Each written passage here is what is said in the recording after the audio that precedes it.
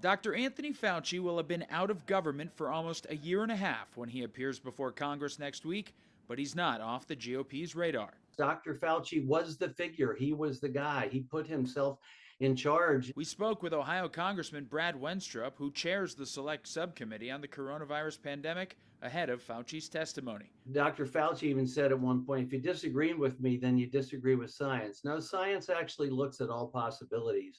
True science does, and start to build facts. Wenstrup wants Fauci to turn over private emails and cell phone records from when he was captaining the U.S.'s response to the virus. Do you solemnly swear? The committee already grilled one of Fauci's top advisors in May.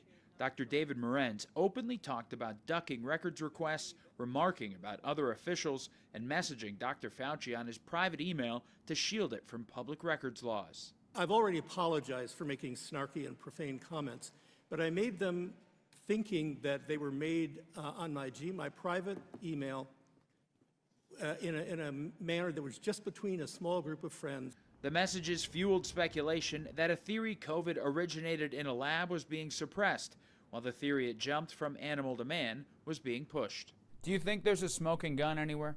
Well, I don't know if there's a smoking gun. I'd say probably the biggest smoking gun in all this, there may be two things. One is what actually happened in China, which they'll have that smoking gun and we may never have that. But two, why were we trying to create a single narrative? What was the motive behind that? Dr. Fauci sat for a written interview with the committee earlier this year where he was grilled on some COVID policies, including 6 feet apart social distancing and whether or not it was actually backed by science. Expect more of that come Monday. Reporting in Washington, I'm Matt Gelka.